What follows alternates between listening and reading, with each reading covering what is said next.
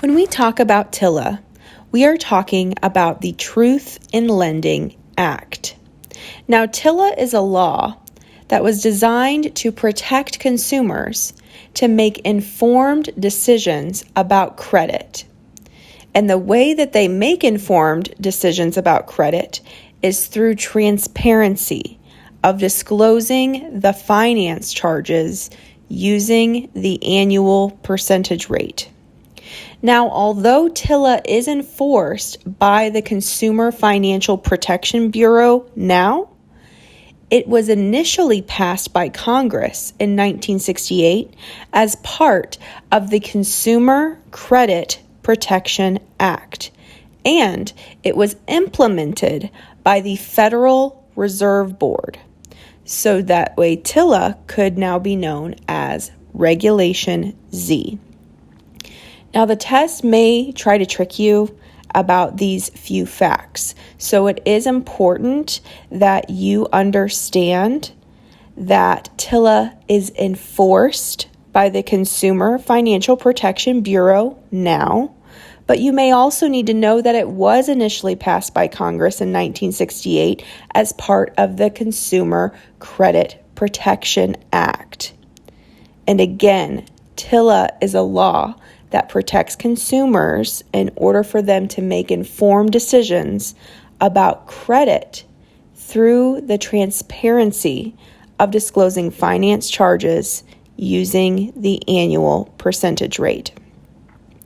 Now, it's important to note that, again, Tila is known as Regulation Z. I like to think of it as Tila the Godzilla. Now, we've got some major dinosaurs growing on because we've already talked about T-Rexpa, and now we've got her sister, Tila the Godzilla. So these two dinosaur sisters overlap a lot, but for now, we'll just discuss Tila. Now, it's important that you remember that Tila deals with credit, APR, and advertising. Now, when we're talking about Tila and credit transactions, it's important that you note that we are specifically talking about credit transactions that are more than 4 installments. Because any credit transactions that are less than 4 installments make it that they have to disclose an APR. So if it's 4 payments or less, there's no need or requirement to disclose the APR, but anything more than 4 installments does require the disclosure of APR. Now, just like RESPA, Tila also has disclosures. The Tila disclosures are as follows. They are the loan estimate, the closing disclosure, the consumer handbook on adjustable rate mortgages, the When Your Home is on the Line booklet, the ARM disclosure, the notice of the right to rescind, and a balloon payment disclosure. Now, it's important that you know that anytime there is an adjustable rate mortgage, also known as an ARM, that it requires the Consumer Handbook on Adjustable Rate Mortgages. So I like to think of it as every arm needs a charm. And the loan servicers must provide disclosures to a borrower 60 days before an interest rate change occurs. Now, when your home is on the line disclosure is a disclosure that is required to be given to the borrower if they are receiving a home equity line of credit or home equity credit loan. Now, as we said in the previous module about RESPA, there are 6 things a borrower must submit to be a complete application. The first is the name of the borrower, then the address of the property, the loan amount that the borrower is seeking, the monthly income of the borrower, the estimated value of the property, and Social Security number. We remember that when these things are submitted, the initial disclosures are triggered.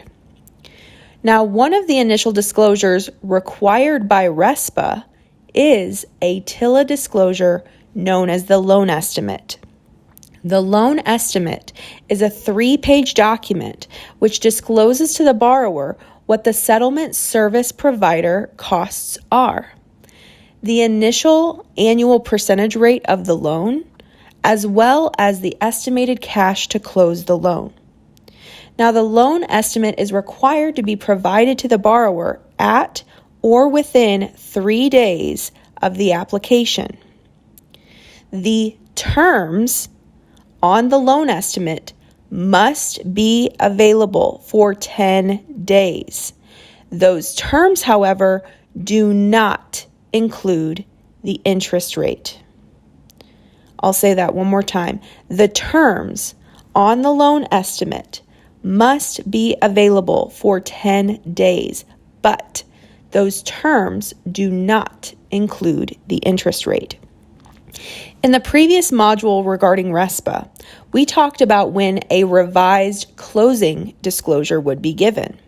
We learned that if a valid change of circumstance occurred with a borrower after they've been given a valid closing disclosure, they would be given a new closing disclosure.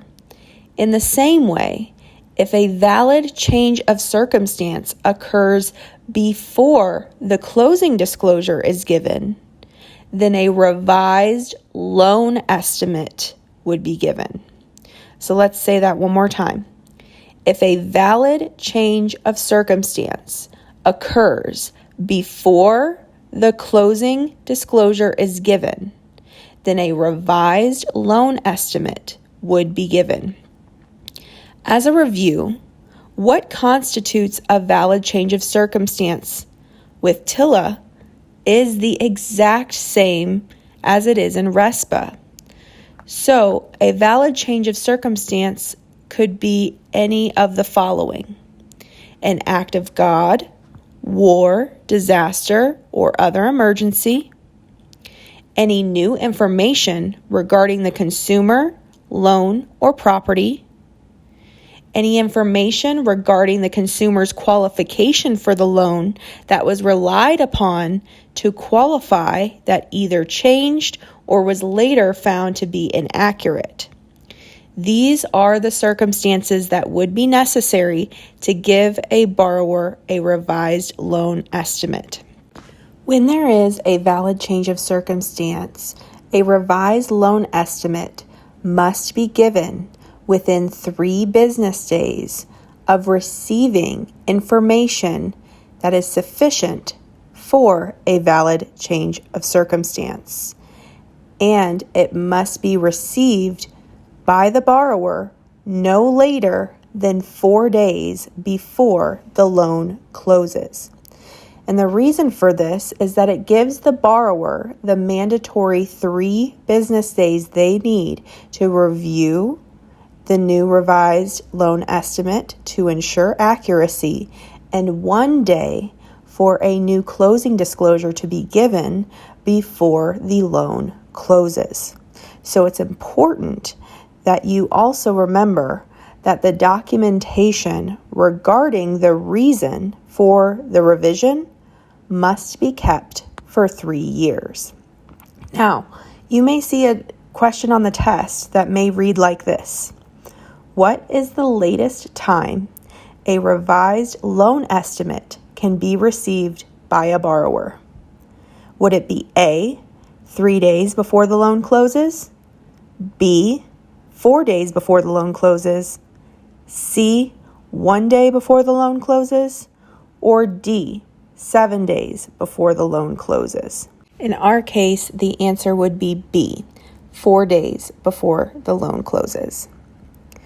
The Mortgage Disclosure Improvement Act states that the soonest a loan can close is in 7 business days after the disclosures are delivered.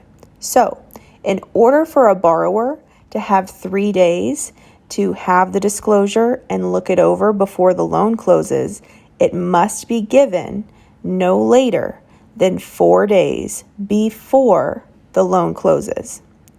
Now, if they mail the revised loan estimate to the borrower, then the revised loan estimate should be mailed 7 days before the loan closes to allow for the 3 business day receipt rule. Now, we talked briefly at the end of the RESPA module about the closing disclosure, but it's important that we understand what the closing disclosure is, what it does, and when it's given or not given to a borrower. The closing disclosure is a 5-page Tila disclosure that provides the borrower with the actual closing cost, the final terms of the mortgage loan, the loan costs, and other loan disclosures. The closing disclosure combines the HUD-1 settlement statement and the final truth in lending disclosures.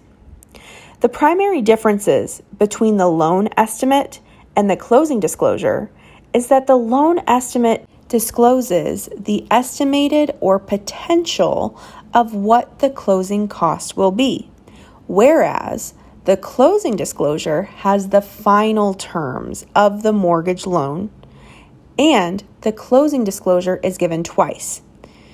It's given first 3 days before the loan closes, and then there's a final copy given at the time the loan closes.